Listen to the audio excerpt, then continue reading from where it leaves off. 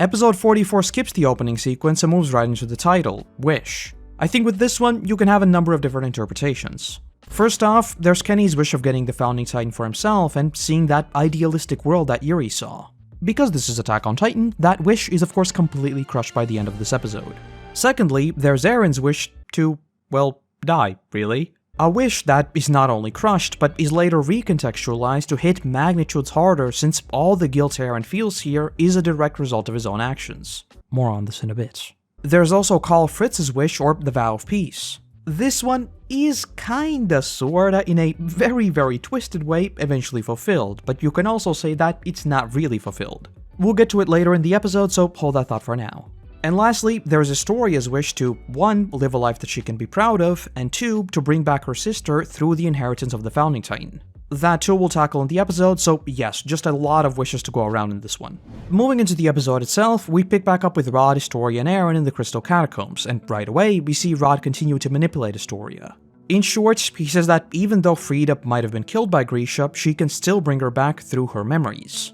And right from the get-go, this begins to mirror the Grisha-Eren and Rod-Historia father relationship. Just ignore the whole Eren actually being Grisha part for now. But both were spoon-fed narratives about who they should be and who they should fight. Both were told that your memories will change because of this. As we've talked about before with the Titan inheritance in general, it is once again a matter of these inherited conflicts and wars that neither Eren or Historia even know about. Grisha frantically screamed at Eren that he would learn it yada yada and literally forced his 10-year-old son to eat him. He took advantage of that paternal trust to mold his own son into a successor for his own goals. And the same exact thing goes for Rod. He shows up out of the blue, promises all of these things to Historia, while his true goal is just to use her as a pawn for his own goals. Again, ignoring that little fact that Eren is actually responsible for all of this. At this point in time, neither he or Historia should bear the sins of their fathers, right? Grisha and Rod might have attempted to kill one another, but Eren and Historia have trained and fought side by side for literal years. They are friends, they've helped each other, they trust each other. Why should learning of their fathers suddenly change any of that? Much like in our own world, and much like the macro story of Attack on Titan, it is a cyclical conflict that has gone on for so long that those currently involved in it likely don't even know the true cause. Though an interesting thing we see here is Eren desperately trying to scream through the gag. I think this is something that is particularly interesting in hindsight. Because knowing what we know now, your knee-jerk reaction would be that he doesn't want Historia to eat him because that would limit her lifespan, right? That is the entire reason why he searches for Zeke in the first place. He wants to keep Historia safe.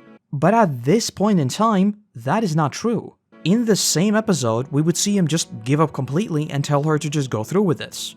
At this point in time, at least fully consciously, Eren doesn't know of the 13-year curse, so there really isn't anything to protect Historia from. Obviously, you could just say that he is, rightfully so, just horrified himself, since, well, he'd be eaten. Or on the opposite side, he could still be protecting Historia just from the trauma he himself has witnessed. But I don't think that's it, considering just how fast he comes to terms with it and, again, just gives up entirely. So drawing on all of that, much like the hand-biting technique that he yoinks from Frida, I think this is another case of Eren's memories of the past and the future beginning to bleed together, which creates what might now seem as self-contradictory actions. His future self wants to save Historia from ever becoming a Titan, but his present self is just sick of all of it. He wants to let go. But before we follow up with them, we jump on over to the other side of the story, where the scouts are launching their attack. Once again, we have Sasha popping off with her bow, but more importantly, note that throughout this entire sequence, we see each and every one of the scouts, minus Armin, draw blood. Our glorious Bullhead was the first to be faced with the horrors of killing his fellow man. So now that we've been through all of it, we see all of them do the same thing while Armin just shrouds them in smoke. Also, this whole sequence loops back to Armin's power scaling. The MPs might have incredible weaponry and technically quite a bit of experience, but at the same time, they've never really fought against other people. Silencing mostly completely defenseless civilians is one thing.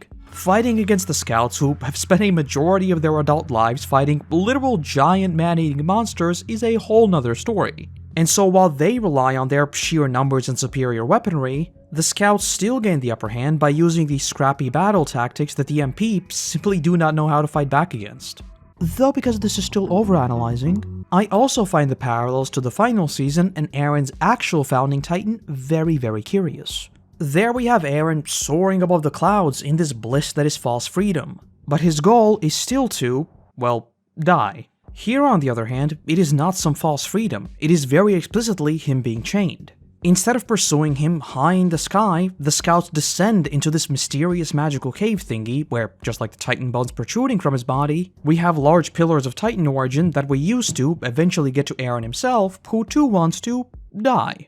So the context might be the complete inverse, but Eren's role is in many ways exactly the same. Another cool little detail here is Levi saying they're going up against 35 dudes. If you really quickly engage in some hardcore mathematics, you will figure out that they are outnumbered 5-1, which again establishes that sense of the scouts deliberately using tactics that just don't involve entirely fair battles. And speaking of, we jump on over to Jean, who remembers what Armin said. The guns might be extremely powerful, but they also have a major weakness. Once they are anchored, they are entirely powerless because the guns themselves are attached to the hooks. I think this whole dimension of we are purposely aiming for their backs just adds this visceral touch of them always having to strike at what is basically a helpless target. It could also be a slight nod to how they kill the Titans, since there too they only ever target the nape, but I think with these being people, it just hammers home the sheer brutality of what we are witnessing. Just like the rest of the season, it takes away that shroud of ignorance that was mankind's heroic battle of survival and really zeroes in on the true conflict behind everything. Our supposed heroes are indeed now the ones throwing aside all honor and just cleaving at the enemy's helpless backs.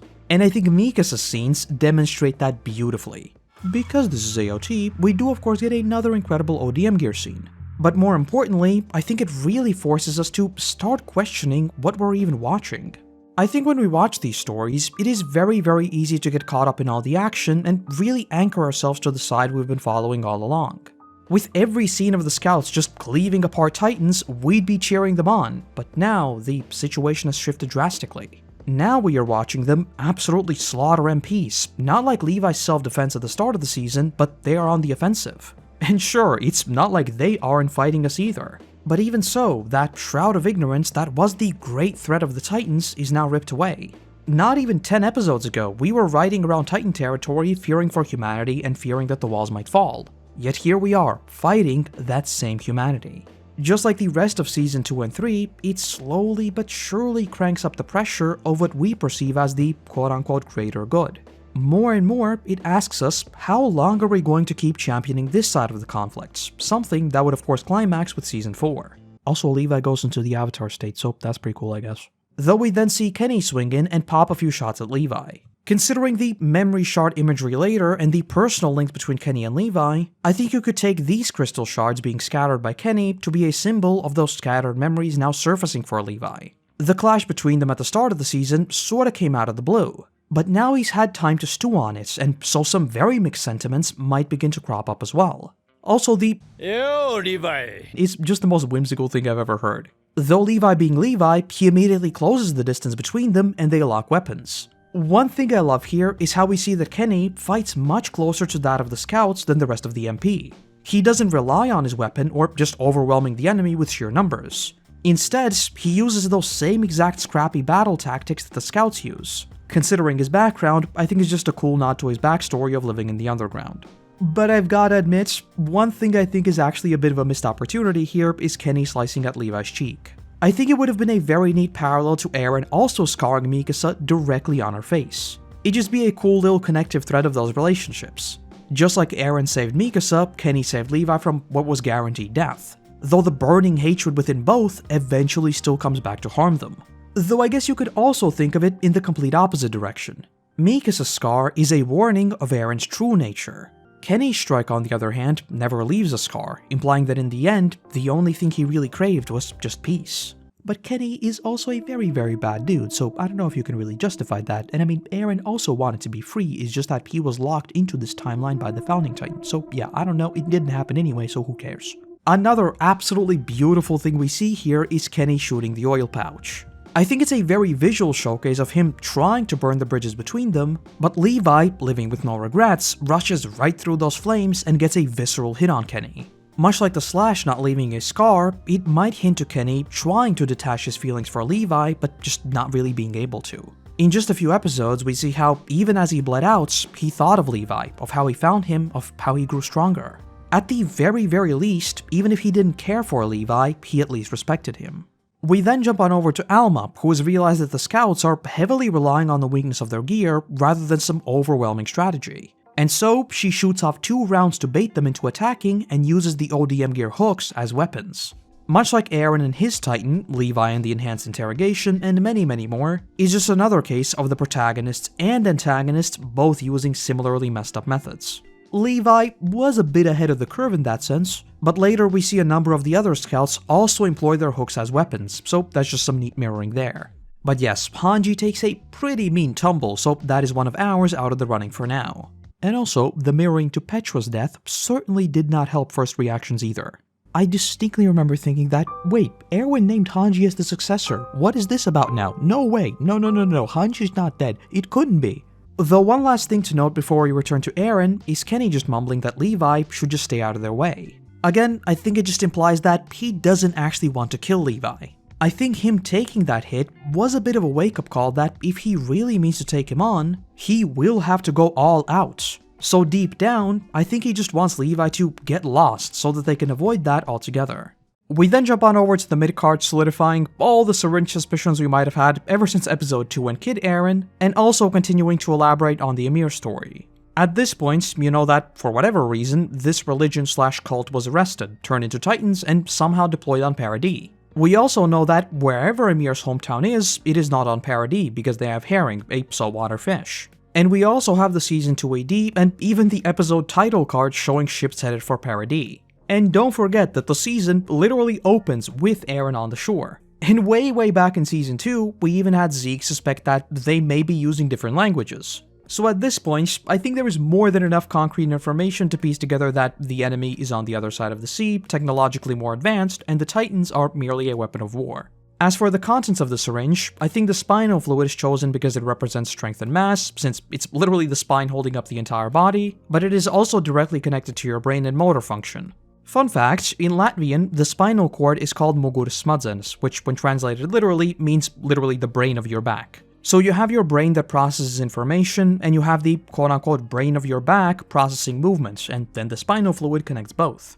Do keep in mind, I'm a goofy man on the internet, so don't take this as fact, but as far as I understand, that fluid is really what makes a human, well, work really. So choosing that for the Titan mechanics, I think makes sense. Oh, and that is also why the person resides in the nape, by the way. They are the quote-unquote brain of the back. Returning to the episode, we see that Historia is low-key convinced that Eren is indeed the bad guy. Little does she know, she's actually right. Though much like with the previous episode, I really love how with most of these shots, the Founding Titan is always looming over them. Firstly, this entire conversation is about the inheritance of the Titan, so it all taking place in its shadow just makes sense from a very visual perspective. Though secondly, this entire story is about Grisha and Frida, but both now reside within Eren, who orchestrated all of this. So in the same vein, it's not just that the conversation is about the Founding Titan, but that the Founding Titan looms over them because it is responsible for the entire situation in the first place. The sort of causal effects of everything loom over them in this situation. Though in classic Attack on Titan fashion, Rod then decides that it is time for some lore. He explains how both the crystal catacombs as well as the walls were constructed using the power of the Titans. Feels like I'll be talking about this literally every single time this crops up, but this loops back to that eternal wall Titan height and construction process we've talked about before. The common understanding is that the wall Titans themselves are 60 meters, but they are buried 10 meters below ground, since we know that the Colossal can reach above the wall. As for how are they buried, depending on who you ask, it is literally people who just dug trenches or they were just manifested with their feet already buried. The rationale for them being buried is just that those 10 meters would be the sort of foundation of the wall. And from the minor story in Season 1, we do know that underneath the wall there is Titan Crystal as well. As I've said before though, personally, I'm not a huge fan of that explanation, because one, I think it's literally just cooler that the Colossal Titan is slightly bigger than the Wall Titans, I mean, it is one of the 9 after all. Number 2, the foundation argument also works with just the shell of the walls going underground, or even just the crystal pillars working as even deeper foundations. Number 3, the artistic depictions of the walls also depict them as just standing with their arms interlinked, which by the way is the same way the Wall religion later replicates that arm interlocking thingy. Number 4, I think the destruction of literally hundreds of thousands of titans ripping up 10 meters, that's like a 3 to 4 story building by the way, worth of ground would cause a ridiculous amount of destruction that we don't really see with the rumbling. I guess you can say that the rumbling isn't treated realistically anyway since we don't get mass earthquakes either, but I feel like that angle of them just ripping up the ground and sending rubble flying everywhere would sort of be there, right? And much like number 2, number 5, I think the foundation of the walls are those crystals running throughout Parody, as we see a bit later when Rod begins to crawl. I think the explanation of these magical pillars holding up the land of devils that is Parody, and these titans just being manifested within the walls just fits the lore that we see throughout the series. Basically what I'm getting at is that I think there is more evidence of them being 50 meters rather than 60 meters. If the minor story ever said anything about actually seeing their flesh or something like that, then yeah, sure, but no, he just hit a wall. Yes, I am well aware that this changes nothing and literally does not matter, like seriously, at all. People just argue about this for fun, I guess, but the title of the series is Overanalyzing, don't at me. We also get another shot of Eren looming over them as Rod explains the whole memory alteration debacle we already heard about with Kenny. Though he then explains that, had it not been for Grisha, Frida could have wiped the Titans from existence, then saying that now that power is wasted within Eren because only the Rice family can use it. In reality, well, none of that is even worth entertaining because the Founding Titan exists outside of time. So no, Frida would have never been able to do anything, not just because she is bound by the vow to renounce war, but also because Eren is, was, and always will be her successor. That is a fact that cannot be changed absolutely no matter what. And because this question pops up all the time, why does Grisha give Eren the Titan if he wants to stop him? Number 1 is because he never actually knows exactly what Eren aims to do, and 2, he quite literally can't stop it because it would create a paradox. Basically think of it this way, if Eren scares Grisha into not giving him the Titan, well then Grisha is never scared to not give him the Titan, therefore he gives him the Titan, therefore Eren scares him into not giving him the Titan, and well, we have a loop.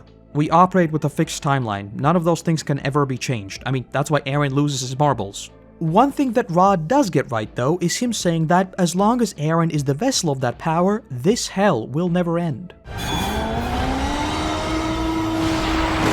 So yep, he got that one right on the money. Though suddenly, Kenny pops back up asking whether their blood is really necessary. Remember that his dream is to get the Founding Titan for himself to see the world as Yuri did. Kenny respects strength, and he saw Yuri's omnipotent worldview as the absolute form of power. It was something that transcends anything he could ever imagine, something that would change even him from his violent ways. So I think you can imagine how Kenny is feeling right now. His dream was just absolutely crushed. Though Rod then says that dragging in a dog like him was one of Yuri's foolish wishes. But Kenny being Kenny immediately threatens him, saying that if he insults Yuri again, half of his face would be blasted. We'll be talking plenty about their relationship and the role of a royal and an Ackerman plenty more with their flashback. But I think when taken in isolation here, it's just another case of recontextualizing the quote-unquote bad guys. A trend that is continued with Kenny telling Historia that your dear father brought you here just so that you would eat Eren. In his eyes, you're a tool, this is not some emotional family reunion. I think it's meant to very explicitly mirror Eren, who was naive and helpless, to Historia, who is equally naive but in the opposite direction. Where Eren begged for some sort of explanation, as of now, Historia is fine with going through with this. After Emir's death, I think Historia just has a crisis of identity. As she herself said in the premiere, she just doesn't know who she is, what she's supposed to do, and she's just aimless. This'll be a very dumb thought experiment, but bear with me here. Imagine just one day suddenly learning of a person who raised you. Like, think of every single memory you have with one of your parents or something, and imagine just suddenly gaining them at one point in time. Up to that point, you feel like you've never experienced them, but suddenly you have. And at that same moment where you are already just emotionally devastated by you suddenly gaining these memories, you are told that you could bring them back. I think it's only natural that she latches onto that wish immediately and for a second is like, you know what, maybe Eren would make for a good dinner. And if you wish to overanalyze even further, there's again the vow. Historia is a royal, therefore she is bound by it, which may somehow push her to blindly accept the Founding Titan. It is her inherited duty that she cannot deny. Eren, on the other hand, is no royal and even more so the Attack Titan, the one who deliberately rebels against the Founder through its future memory transfer. So very fittingly, as much as he can anyway, Eren would try to hold out against his father, while Historia, at this point at least, remains a slave to duty. And if you really want to overanalyze even further, we get the shot of Historia looking up at Eren. we have an Ackerman holding a royal by the neck, and that is the barrier holding Historia, a royal, from Eren, the Founding Titan. I wonder if those could be parallels to the final season where Levi too would hold up a royal, Zeke, and both would function as a sort of a shield between Historia and Eren, but eventually Zeke, or Rod, transform anyway. Okay, returning to some degree of normalcy. To further question which side really is the quote-unquote good one here, Kenny is now arguing for Historia's side, asking what Rod has ever done for her and why would she just jump at this opportunity to eat Eren. And in the wider lore of Attack on Titan, in a very, very roundabout way, an Ackerman once again becomes Kingsguard. I do think that at least a part of Historia's decision is influenced by Kenny's arguments here. So, by extension, an Ackerman saves her from the 13-year curse. And speaking of Kenny, we get this absolutely excellent scene.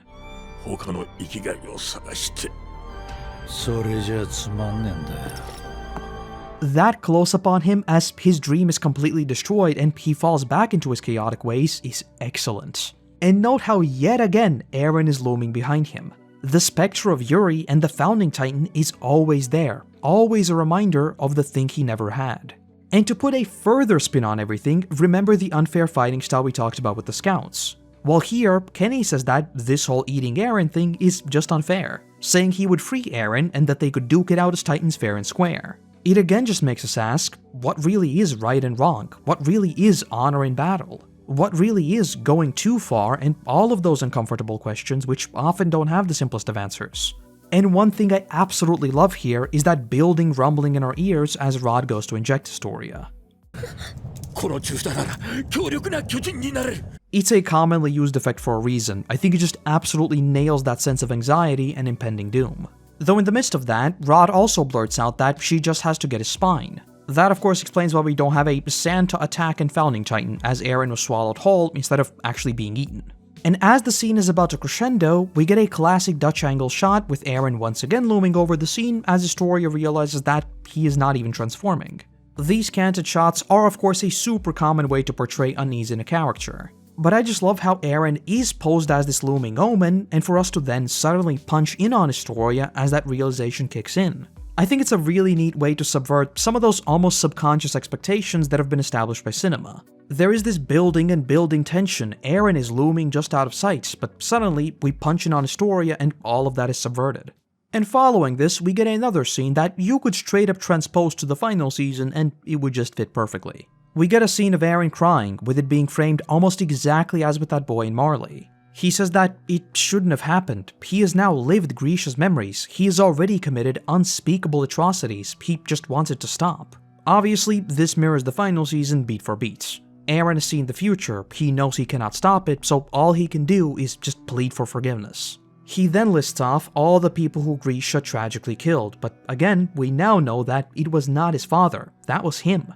He is the one who sent Grisha here, he is the one who forced his hand, he is the one who killed Frida, and he is also the one who watched Grisha slaughter himself through Frida's eyes. This, and ultimately Historia's coronation, is where Eren's mind just cracks under the pressure. This is where that drive for freedom comes from. When he says that he could never atone for what he's done, he desperately wants to be free, to fly like that graceful swan in the OP. But he can never be free because of the burden of his forefathers. Eren's role as the Founding Titan and the Coordinate serves a really interesting purpose in a story like Attack on Titan. On one hand, he is the perfect example of someone who has literally inherited the previous generation's hatred. For him, there is no past, no present, and no future. He sees Grisha's, his sister's death at all times. He not only carries that hatred, but pushes it to the absolute limits. He is the embodiment of that visceral hatred for the other side. But because of the nature of the Attack Titan's power, as of this moment, his subconscious might be affected by the Founder, but he himself does not want any of this. Just like the rest of the warrior units, he is the next generation. He doesn't want to carry their flag or fight conflicts that have never affected him personally. Why does Reiner and his squad breach the walls? Well, because they were literally just told to. Not once did any Paradisian do anything to them. Neither one wants any of this because this is not their fight. They did not start any of this, and they desperately wish to just finally stop it. The fantasy genre is a merely dressed up form of the human condition and human conflict. So the Founding Titan just allows us to explore this impossible reality of a single person bearing both the hatred of old and a genuine wish for a better tomorrow. His face is tainted in blood, almost as if that had been the tears flowing down his face. But he also cries tears of purity, of fear, and just exhaustion. And as Eren just completely breaks down, the pieces start slotting together in Historia's mind. They had the power of the Titans for hundreds of years, but they never did a thing. Why? Rod says that the king believed they must be controlled by the Titans and that somehow that would have led to total peace, but that he doesn't know how. In hindsight, we know that that was the vow to renounce war and that desire to create a small paradise, hence the island's name. As far as the vow goes, Karl Fritz believed that the Eldians' sins are just too great, so he trapped them within the walls, promising them a paradise, while also accepting their impending death through the promise to never retaliate. By taking their memories, he allowed them to live in what he believed to be an ignorant bliss. Only, that didn't really work out for him. Okay, funny jokes aside, we'll be talking about Karl Fritz and his entire vision plenty more with Yuri, so hold that thought for now. Rod also notes that when Yuri inherited the Titan and he looked into his eyes, he understood, saying that he became something greater, he became a god. And note how when he says this, we get the shot of Eren, both arms stretched out, staring into the light. Exactly as we'd see with the kid Eren soaring above the clouds, so again, that's the Shrunga puppet imagery. One is explicitly chained up, the other is a childish curiosity and a false sense of freedom, but effectively, both of them are still slaves to freedom. But very fittingly, the person who saves Historia from taking the burden of the Founder is Ymir, not the Founder Ymir who eternally serves the royal bloodline, but the Ymir who, but for a moment, was truly free.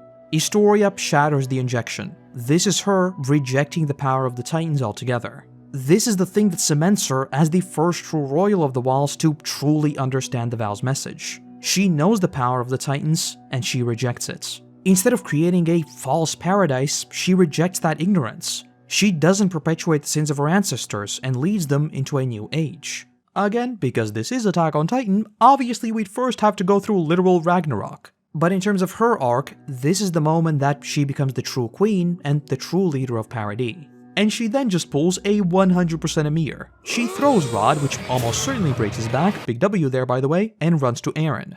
And this final scene is absolutely glorious. Eren just cries saying that if he keeps living, more people will suffer, while Historia rips off his chains, setting him free. And oh boy, is this loaded with meaning. First off, yes, Eren living would indeed cause a whole lot of suffering. And considering he's seen Frida's memories and considering what Yuri would say, this may be already a sign of those memories surfacing. And when I say memories, I mean like the future. I don't think there's a word for that.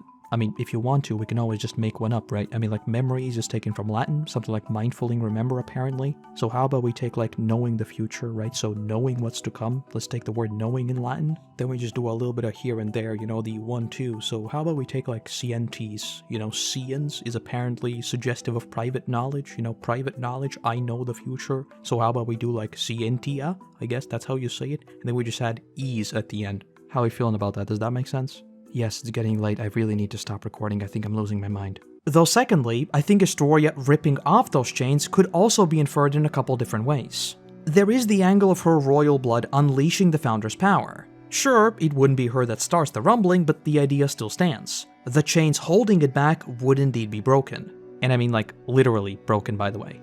Eren would again be chained in the paths, but he would break those chains. Or there's the complete opposite.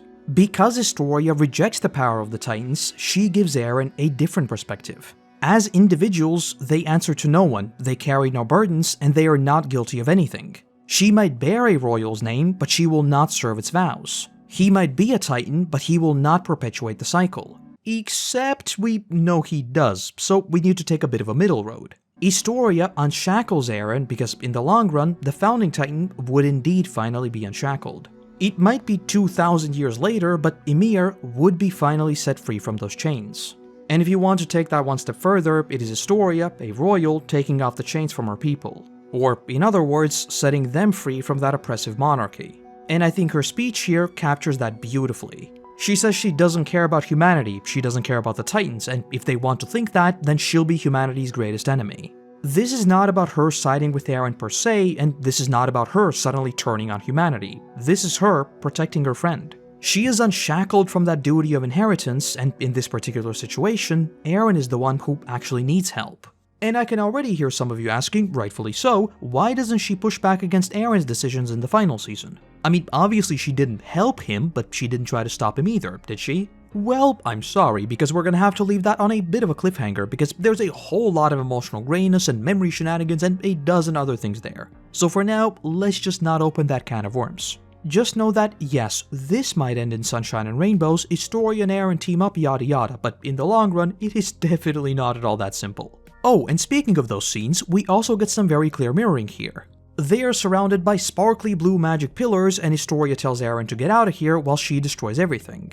Well, their final conversation would happen during a red sunset, and it'd be the complete opposites. Eren would be telling her to step aside, and that, well, he'd actually destroy everything. And the very final scene we get in this one is Rod slurping up some of that sweet spinal fluid and beginning to transform, giving us what might just be the clearest case of Founding Titan foreshadowing. And get ready for a crossover I know you never expected. If you happen to be a Walking Dead retrospective enjoyer, big recommend watching it by the way, even if you know nothing about the show or comic, which by the way recommend reading the comic, I'd still recommend giving it a watch. But you might know that Tony Moore, I think that's how you say his name, the original artist for the comic, has also done a special cover for Attack on Titan, and yes, it is exactly as glorious as you'd expect. I'll link his website and store in the description in case you want to snoop around. Definitely recommend giving it a look, his art is just incredible. And yes, you can also buy a print of this exact cover, I'll link that as well. That said, this is where we'll pick up next time. There's a whole lot to unpack with Rod's Titan and the mechanics of that entire transformation, so I think it's probably best to leave that for now. I have a feeling that from this point on, this series will get very spicy. I mean, it's basically non-stop right up until the Grisha flashbacks. I don't know about you, but I am definitely looking forward to all of that. Oh, and if you notice something fishy, do let me know whether you're also looking forward to that. But yes, next time we are diving headfirst into the Rod-Ross Titan arc and all the craziness it entails. So, I hope to see you back as we continue overanalyzing Attack on Titan.